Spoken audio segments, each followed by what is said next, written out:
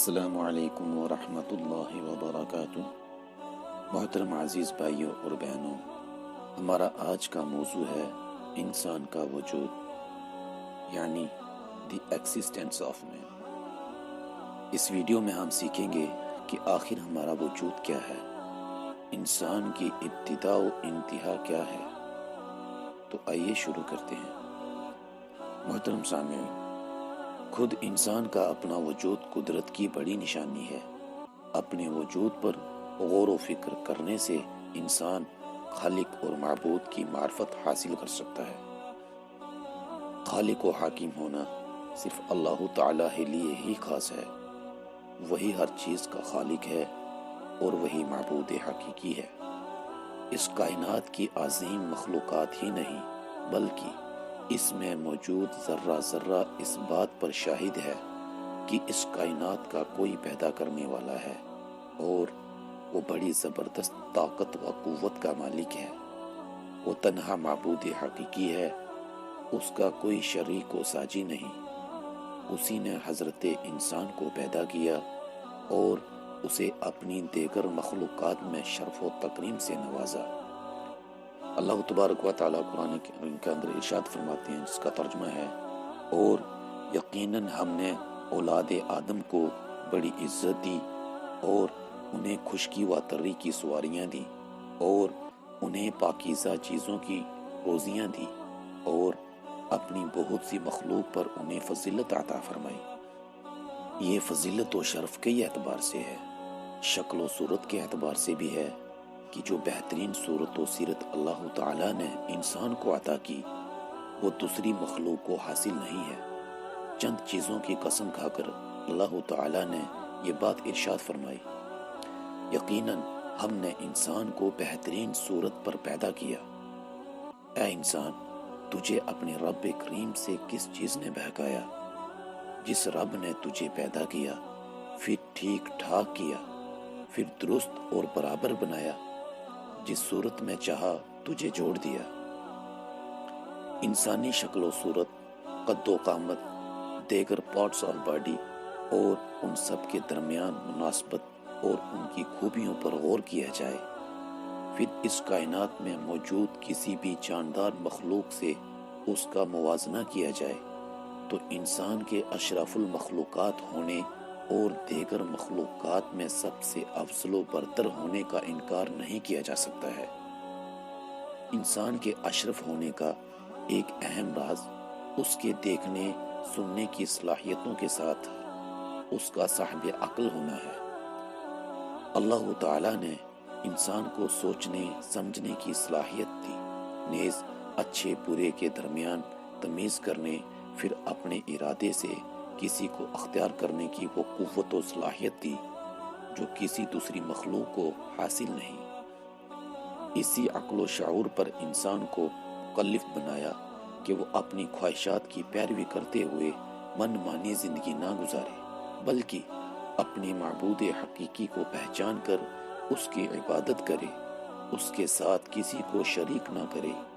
ارشاد خداوندی ہے، اور میں نے جن اور انسان کو محض اپنی عبادت کے لیے پیدا کیا۔ اس کائنات میں قدرت الہی کے بے شمار نشانیاں ہیں، انہی میں خود انسان کا اپنا وجود قدرت کی بہت بڑی نشانی ہے۔ جو شخص خود اپنے وجود پر غور و فکر کرے وہ یقیناً اپنے خالق اور معبود حقیقی کی معرفت حاصل کر سکتا ہے۔ ارشاد باری تعالیٰ ہے، عن قریب ہم انہیں اپنی نشانیاں آفاق عالم میں بھی دکھائیں گے اور خود ان کی اپنی ذات میں بھی، یہاں تک کہ ان پر واضح ہو جائے گا کہ حق یہی ہے۔ کیا آپ کے رب کا ہر چیز سے واقف و آگاہ ہونا کافی نہیں؟ نادان انسان مرنے کے بعد دوبارہ اٹھائے جانے کو ناممکن اور محال تصور کرتا ہے۔ اللہ تعالیٰ نے اس کے جواب میں بار بار اسے یاد دلایا کہ وہ اپنے آپ کو کیوں بھول جاتا ہے۔ کیا ایک وقت ایسا نہ تھا کہ اس کا کوئی وجود اس کائنات میں نہ تھا؟ ہم نے اسے وجود بخشا اور اپنی قدرت سے ٹھیک ٹھاک درست انسان بنایا۔ تو جو پروردگار پہلی مرتبہ وجود بخش سکتا ہے، اس کے لیے دوبارہ پیدا کرنا کون سا مشکل کام ہے؟ اللہ تبارک و تعالی ارشاد فرماتے ہیں، انسان کہتا ہے کہ جب میں مر جاؤں گا تو کیا پھر زندہ کر کے نکالا جاؤں گا؟ کیا یہ انسان اتنا بھی یاد نہیں رکھتا کہ ہم نے اس سے پہلے اس کو پیدا کیا، حالانکہ وہ کچھ بھی نہ تھا؟ یقیناً انسان پر زمانے میں ایک ایسا وقت گزرا جبکہ یہ کوئی قابل ذکر چیز نہ تھا۔ بے شک ہم نے انسان کو ملے جلے نطفے سے امتحان کے لیے پیدا کیا اور اس کو سنتا دیکھتا بنایا۔ ہم نے اسے راہ دکھائی، اب خواہ وہ شکر گزار بنے خواہ نہ شکرا۔ اللہ ہی ساری کائنات کا اور مخلوقات میں سب سے اشرف مخلوق بنی نوع انسان کا خالق اور وہی معبود حقیقی ہے، اس کے سوا کوئی عبادت کے لائق نہیں۔ اس سے بڑی ناشکری اور کیا ہو سکتی ہے کہ انسان اپنے پیدا کرنے والے کو چھوڑ کر بے جان اور بے اختیار چیزوں کے آگے اپنا ماتھا ٹیکے۔ توحید اور عبادت رب کی دعوت دیتے ہوئے ساری انسانیت سے اللہ تعالیٰ کا خطاب ہے، اے لوگو اپنے پروردگار کی ہی عبادت کرو جس نے تم کو پیدا کیا اور ان لوگوں کو بھی جو تم سے پہلے تھے، تاکہ ہم پرہیزگار بن جاؤ۔ انسان کی تخلیق قدرت الہی کی عظیم نشانی ہے، چنانچہ جا بجا قرآن پاک میں انسان کو خود اپنی پیدائش اور اپنے وجود کی ابتدا و انتہا اور اس دوران پیش آنے والے مختلف احوال اور تبدیلیوں پر غور و فکر کی دعوت دی گئی۔ تم میں سے ہر ایک اپنی ماں کے پیٹ میں 40 دن نطفے کی شکل میں رہتا ہے، پھر اتنی ہی مدت جمع ہوا خون، پھر اتنی ہی مدت گوشت کا لوتھڑا، پھر اس کی طرف ایک فرشتہ بھیجا جاتا ہے جو اس میں روح پھونکتا ہے اور اسے 4 کلمات لکھنے کا حکم دیا جاتا ہے، یعنی اس کا رزق، اس کی عمر، اس کا عمل اور یہ کہ وہ بدبخت ہوگا یا نیک بخت۔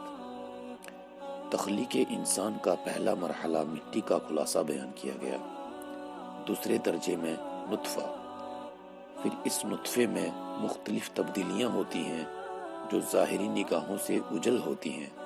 قرآن پاک میں بعض جگہ تخلیق انسانی کی نسبت مٹی کی طرف کی گئی کہ ہم نے انسان کو مٹی سے پیدا کیا۔ ارشاد خداوندی ہے جس کا ترجمہ ہے، اور اس کی نشانیوں میں یہ ہے کہ اس نے تم کو مٹی سے پیدا کیا، پھر تم انسان بن کر پھیل رہے ہو۔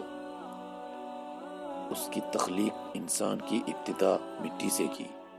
اسی طرح اور بھی کئی آیات میں یہ بیان ہے۔ قرآن میں بعض مقامات پر تخلیق انسانی کی نسبت براہ راست نطفے کی طرف کی گئی ہے۔ ارشاد باری تعالیٰ ہے، اس نے انسان کو نطفے سے پیدا کیا، پھر وہ صریح جگڑالو بن بیٹھا۔ کیا ہم نے تمہیں حقیر پانی سے یعنی منی سے پیدا نہیں کیا؟ پھر ہم نے اسے محفوظ جگہ میں رکھا اور مقررہ وقت تک پھر ہم نے اندازہ کیا، اور ہم کیا خوب اندازہ کرنے والے ہیں۔ نطفہ یعنی اس حقیر پانی کا ایک قطرہ ہی ہے جو مرد و زن کے اختلاط سے خارج ہو کر تقدیر الہی سے ایک محفوظ جگہ میں قرار پاتا ہے۔ تخلیق انسانی کی نسبت مٹی کی طرف 2 اعتبار سے ہے۔ ایک تو اس لیے کہ حضرت آدم علیہ السلام کی تخلیق خالص مٹی سے ہوئی، جیسا کہ قرآن پاک میں کئی جگہ تخلیق آدم کا واقعہ بیان کرتے ہوئے یہ حقیقت واضح کی گئی ہے کہ وہ وقت یاد کرو جبکہ آپ کے رب نے فرشتوں سے ارشاد فرمایا کہ میں مٹی سے انسان پیدا کرنے والا ہوں، سو جب میں اسے ٹھیک ٹھاک کر لوں، یعنی مٹی سے انسانی پیکر بنا لوں اور اس کے اجزاء درست کر لوں، پھر اس میں اپنی روح پھونک دوں، تو تم سب اس کے سامنے سجدے میں گر جانا۔ یقیناً ہم نے انسان کو کالی اور سڑی ہوئی کھنکھناتی مٹی سے پیدا کیا، اور اس سے پہلے جنات کو ہم نے لو والی آگ سے پیدا کیا۔ اور جب تیرے رب نے فرشتوں سے کہا کہ میں ایک انسان کو سڑی ہوئی کھنکھناتی مٹی سے پیدا کرنے والا ہوں، تو جب میں اسے پورا بنا چکوں اور اس میں اپنی روح پھونک دوں تو تم سب اس کے لیے سجدے میں گر پڑنا۔ مٹی سے آدم کی پیدائش کے بعد انہی سے ان کا جوڑا اماں حوا کو پیدا کیا گیا۔ حضرت عبداللہ بن عباس رضی اللہ تعالیٰ عنہ سے مروی ہے کہ حضرت حوا حضرت آدم علیہ السلام سے پیدا ہوئیں۔ احادیث میں رسول کریم صلی اللہ علیہ وسلم کا یہ ارشاد گرامی منقول ہے کہ عورت بائیں پسلی سے پیدا کی گئی ہے۔ الغرض آدم و حوا کی پیدائش کے بعد مرد و زن کے اختلاط سے نسل انسانی کا سلسلہ جاری کر دیا گیا۔ اللہ تعالیٰ کا ارشاد ہے، اے لوگو اپنے پروردگار سے ڈرو جس نے تمہیں ایک جان سے پیدا کیا اور اسی سے اس کی بیوی کو پیدا کیا، اور پھر ان دونوں سے بہت سے مرد اور عورتیں پھیلا دیں۔ الغرض انسان کی پیدائش نطفے سے بھی ہونے کے باوجود سیدنا آدم علیہ السلام کی پیدائش چونکہ مٹی سے ہوئی اور انہی سے نسل انسانی کا سلسلہ چلا، اس لیے ہر انسان کی پیدائش اپنی اصل اور ابتدا کے لحاظ سے مٹی ہی سے ہوئی۔ دوسرے اس اعتبار سے ہر انسان کی پیدائش مٹی سے ہے کہ نطفہ غذا سے بنتا ہے، اور انسان جو کچھ کھاتا پیتا ہے اس کی ساری غذا مٹی سے حاصل ہوتی ہے۔ اس طرح انسانی وجود کی بنیاد بننے والا قطرہ مزید تجزیہ کیا جائے تو اس کی جڑیں مٹی ہی سے جا ملتی ہیں۔ اس لیے ہر انسان کی پیدائش میں اصل عنصر مٹی ہی کا ہے۔ اسی نسبت سے ہر انسان کی پیدائش مٹی سے ہوئی۔ اللہ تعالیٰ ارشاد فرماتے ہیں، اسی زمین سے ہم نے تمہیں پیدا کیا اور اسی میں پھر واپس لوٹائے جائیں گے، اور اس سے پھر دوبارہ تم سب کو نکال کھڑا کر دیں گے۔ الغرض تخلیق انسانی کا پہلا مرحلہ مٹی کا خلاصہ اور دوسرا مرحلہ قطرہ آب یعنی نطفہ ہے۔ ناظرین، امید کرتا ہوں کہ آج کی اس ویڈیو کو سننے کے بعد آپ نے اپنی تخلیق پر غور کیا ہوگا۔